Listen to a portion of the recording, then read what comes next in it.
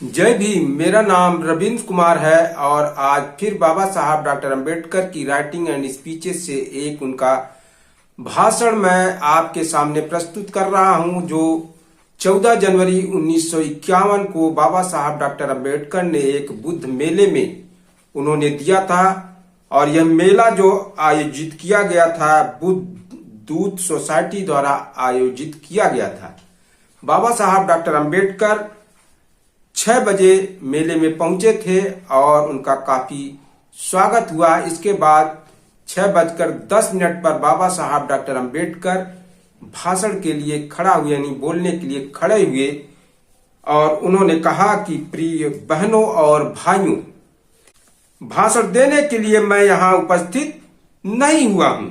मुझे लगा था कि शायद मेला खत्म हुआ है, लेकिन कल मेरे मित्र प्रोफेसर भागवत मुझसे मिले और उन्होंने बताया कि मेला अभी कई दिनों तक चलने वाला है।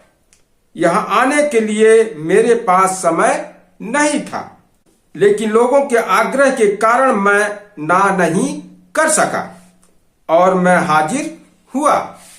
ऐसे समारोह में उपस्थित रहने के क्या परिणाम निकलते हैं मैं अच्छी तरह से जानता हूँ। बोलने की कोई भी तैयारी किए बिना मैं आया हूँ।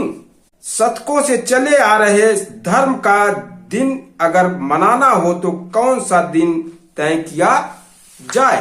कभी लगता है कि शिवरात्रि के दिन को यह सम्मान मिलना चाहिए, तो कभी लगता है कि यह दिन राम जयंती या कृष्ण जयंती के दिन मनाया जाए।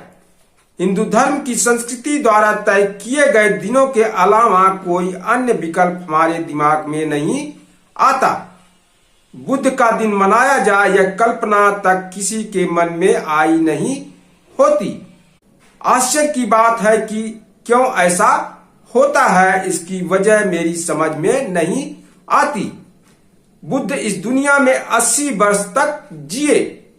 अपनी उम्र के 45 साल उन्होंने इस देश में प्रचार करने में बिताए। आज शंकराचार्य के पास जैसी मोटर गाड़ियां हैं वैसी मोटर गाड़ियां उनके पास नहीं थी। उनके पास सादी गाड़ी या घोड़ा तक भी नहीं था। यातायात का साधन उन्हें उपलब्ध नहीं था। इसके बावजूद देश के कल्याण के लिए वह जम्मू से लेकर कन्याकुमारी तक पैदल घूमे। बौद्ध धर्म इस देश में 1200 सालों तक था। इस दौरान जिसने भिक्षा मांगकर अपना जीवन बिताया, कई मुसीबतें झेली, आज इस देश में उनका कोई नाम तक नहीं लेता। कभी कभी झूठ की जय होती है, सच्चाई की जय नहीं होती। यह भी ऐसी ही एक बात है, लेकिन सब लोग यह बात ध्यान में रखें कि कभी न कभी सत्य की भी जय होगी ही, और आज वह समय आ गया है। 1200 सालों का धर्म एक बार फिर इस देश का धर्म बनेगा, इसका मुझे विश्वास है। तालियों की गड़गड़ाहट। हिंदू धर्म किसी नदी की तरह है, 2 नदियों का संगम बनता है और उसमें एक तीसरी नदी पैदा होती है। हिंदू धर्म ऐसे ही नदी की तरह बना है। एक नदी का पानी साफ होता है और दूसरी नदी का पानी गंदा होता है। इन दोनों का जब मिलन होता है तब साफ पानी भी गंदा हो जाता है। इसी प्रकार हिंदू धर्म की नदी में 2 तरह का पानी बहकर आया है, साफ बौद्ध धर्म की नदी और ब्राह्मण धर्म का गंदा नाला। इन दोनों के संगम के कारण हिंदू धर्म की नदी गंदी हो गई है। उसमें से गंदा और अच्छा पानी अलग करना होगा, तभी गंदगी साफ की जा सकती है।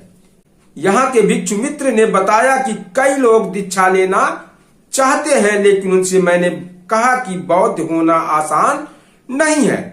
इसलिए मैं और हमारे लोग मिलकर कुछ नियम बनाने वाले हैं।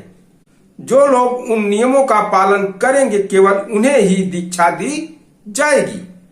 बौद्ध धर्म की दीक्षा लेने के बाद आप हिंदू धर्म की राय और देवता बौद्ध धर्म में नहीं ला सकते। घर में खंडोबा यानी भगवान की पूजा और बाहर बुद्ध, ऐसा नहीं चलेगा।